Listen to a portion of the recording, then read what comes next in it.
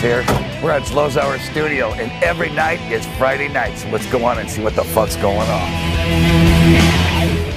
Hey folks, you're back at this Lowe's Hour. I'm Neil's Lowe's Hour. This is my co-host Sandy Martin, the world famous, beautiful Sandy Martin. Thank you, Neil. Golly gee willikers. Tell them about our beautiful guest. Our beautiful guest today. We're lucky to have Absolutely. a woman who was married to one of the greatest vocalists to ever grace this planet. I mean, he's a living legend. The best. Amazing voice, one of the premier rock and roll vocalist ever. I mean, you can't say enough about him. We have the wonderful, beautiful Wendy Dio here with us today. Wendy, come on to the Slow's Hour. Hi, Wendy. What's up? You look beautiful as usual. Wonderful. Have a seat. We want to talk to you. We want to talk to you about a whole bunch of stuff here. So how you doing?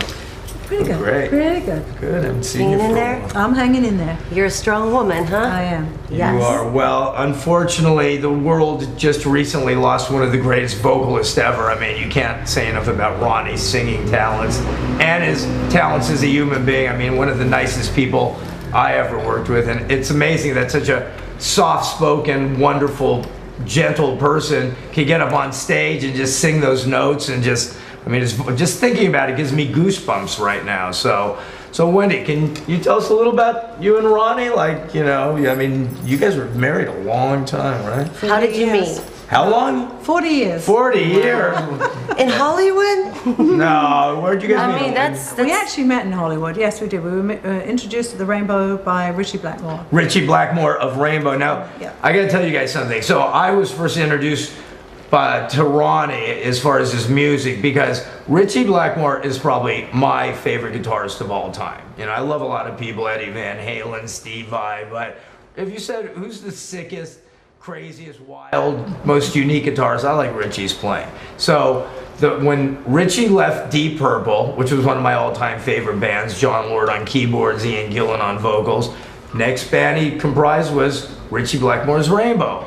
And I went out and I got the first album. I'm like, oh my God, who's singing? This is just, it's sick. It's like the voice is so clean and crisp, but he just had such a vocal range. So Richie actually introduced you guys at the Rainbow one night? Introduced us, yes. So how did that go about? You guys were hanging? Did you know Richie? I knew Richie many, many years before because I was a booking agent in England. Oh, you were? Well, how was that? So you were booking him Deep Purple days? No, I wasn't booking Deep Purple. Oh. I used to go watch the band, and I knew the band very well. You knew Deep Purple? I knew Deep Okay, Purple. well that must have been great. So did you ever go And I see knew Richie's wife very well, Babs, at the time. Babs, German yeah. girl, right? Yeah. I remember Babs. So was it love at first sight or? No. No? I met Ronnie and he sort of chatted me and we went to Richie's house for a party. Didn't he live right behind Sunset Yeah, in he that did. castle Yeah. house? Yeah. Yeah. Mhm. Typical Richie. And so I said, oh no, he's much too short for me. Yeah, it's a little height. You're a pretty tall woman, and Richie was a little on this Well, I'm shorter. not that tall, I just wear big heels. Oh, well, and I that's like okay. to wear big That's heels. okay. But you must have been towering over Ronnie. Well, he was 5'3" and I'm 5'6",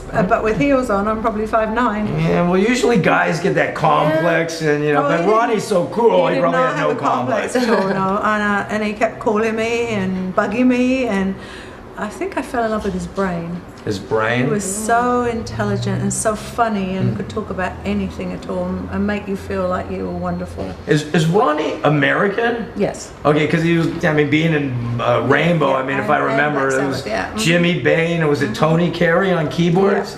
And Cozy Pal on drums, Cozy the Pal. late, great Cozy Pal. But the original Rainbow was all of Elf. Oh, wait, what? Who was in the original Rainbow? The original Rainbow was Richie? yeah, but Richie's was the Elf opened to Deep Purple Right. for a whole And- bunch of world tours. And that's where Richie That's obviously where Richie picked up did. on his And vocal Richie wanted talents. Ronnie to join him, but Ronnie didn't want to leave his band because they were all his mates from Right. Portland, upstate New York. Anyway, so well, the original first record, Richie Blackmore's Rainbow, was done with all of Elf, Right. less the guitar player. Right. It was Mickey Lee Saul, Gary Driscoll on drums, who unfortunately died. I don't remember who the bass. Oh, Craig Gruber was the bass player. Boy, that's And funny. That's, that- so that was- they played on the actual They first played Rainbow? on the first album, which was Richie Blackmore's Rainbow. Right. And then one by one, they got the axe. Who axed him, Richie? Yeah, of course. Oh, how do we guess, Richie? But you know what?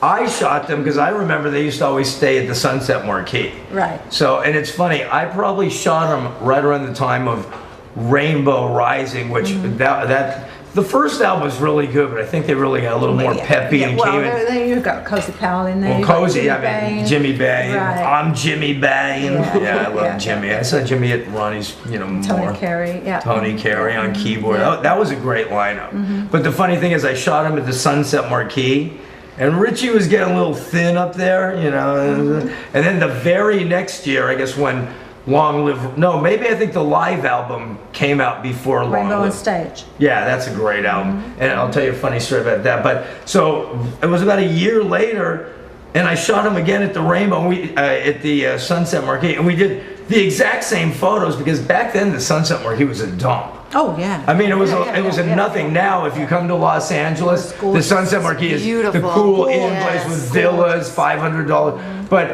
it's funny, all of a sudden, Richie had twice as much hair as he did the session before. He got his new little look going down there. But Ronnie looked the same, and I can't remember if Jimmy was still in the band. They did a couple band members, but I think it was still Cozy, Richie, and Ronnie, which was the nucleus of that band. But the funny thing is when the double live album came out, that album's great, but I was a Yardbirds fan when I was growing up, and one of the most depressing downer songs I ever heard in my life was the Yardbirds version of Still I'm Sad. They go, oh, it's like you want to go and commit suicide. Right. And I think the best song on that double, what was it called? Stage Struck? No, The Rainbow Live. Rainbow Live on Stage. Rainbow Live on Stage. The best song, the last song, Still I'm Sad. Oh my God. Because they got the monks thing going on in it and everything. Well, I don't know what they had, but Richie's playing and Ronnie was just belting it out, and it was like, that was, as a matter of fact, I think the day that I heard Ronnie passed away, I actually put that song on here and cranked it up to 25 to listen to it. It was like, gave me goosebumps and stuff. So, and then after that, I guess came Long Live Rock and Roll. Yep. And that was again Gates of Babylon, Long Live Rock. Stargazer, all those ones. And all the, the technical, I mean, let alone was that band a real hardcore rock and roll band, but that album got a lot of notoriety for all the playing. I mean, everybody loved Richie's playing and Ronnie singing and Cozy's drumming. Yeah. Right. I mean, Cozy. Jimmy was great bass. Oh, Jimmy was still in the band at that point? I'm trying to think. I think Jimmy was in the band. I can't remember. I think Jimmy was in the band the whole time Ronnie was in the band. Well, I remember, I think Tony Carey, I think, departed at some point. Yeah, because that David. I know that. I know his face. It's too many brain cells to go for me. But Too much alcohol. What was your favorite period of ever? I mean, I'm sure all of them, and there were so many different things that he's done with different bands. What was your favorite? That's just the beginning. We got 8 more ventures to go. But go on. I won't interrupt. Lots of fun in Rainbow. Lots of fun because we were. We were young. Everything was new to us. We went all over the world, and we had a lot of fun. We lived in a big house in Connecticut. We didn't have any money, but we had a big house, a big car, and I think about $100 a week. Where in Connecticut were you? Because my ex-wife, who I call Bongo, she lived in Connecticut. That's where she was born. New Canaan.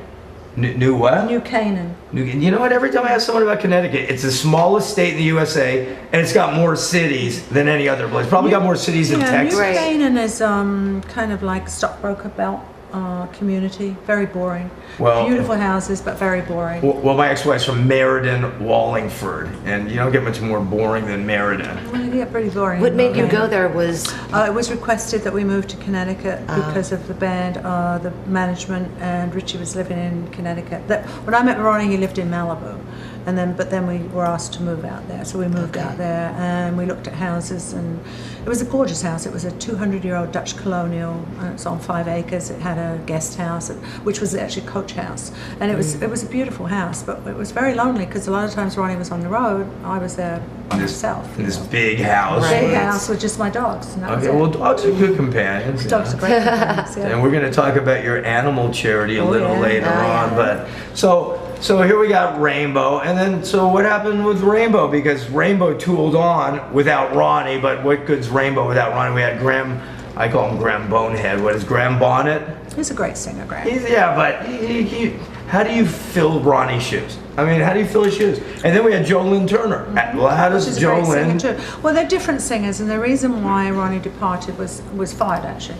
Ronnie got fired? He got fired, yes, he was fired. By Richie? Yes, he was fired. Well, I don't think Richie actually told him. I think management told him. But told Richie to be the bad guy and fire him. He wanted Ronnie to write more commercial. Right. And Ronnie doesn't write love songs, and he wrote about his, his dreams and his devils and dragons and so on, and he didn't write love stories, and he didn't want to be more commercial. He wanted to write continue to do what he did. But you know it's really funny because I've read interviews with Richie, and Richie's in my guitar book, and he was bagging on Deep Purple House, saying how they wanted to go in a different direction and they were getting a little commercial and a little poppy. So here he's being a hypocrite. A hypocrite, thank you, Sandy. You're welcome. So we're saying, well, it's probably the management saying, look, we need to make some. Probably management. It usually comes But from Richie, got brainwashed by the management. So here one day he's leaving Deep Purple because they're getting poppy and leaving the direction they started. And Jolyn Turner went on to be very successful with Rainbow. I mean, right, they had a couple of hits there, but I mean, to me, once Ronnie left Rainbow, there's no more Rainbow. I didn't pay attention. It was a different style. Yeah. And then I guess Ronnie went on and said, "Look, I'm gonna do what I want to do and form my own band." Well, we came from Connecticut. We drove back to LA, and I said, "We got to go back to LA because this is what we should do." Nothing's in Connecticut. No, and Ronnie worked with a lot of different people. He was working with Skunk Baxter for a while.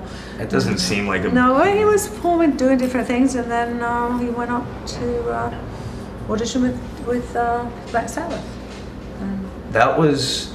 Oh, you know what? I got my timing wrong, because I thought, I guess it wasn't. So here, now, people know me, I like heavy metal and stuff, and I've never been a big Black Sabbath fan. But my favorite Black Sabbath album, period, of all time is Heaven and Hell. Ronnie James Dio singing. So that was a really successful album too. Yes, it was incredibly successful.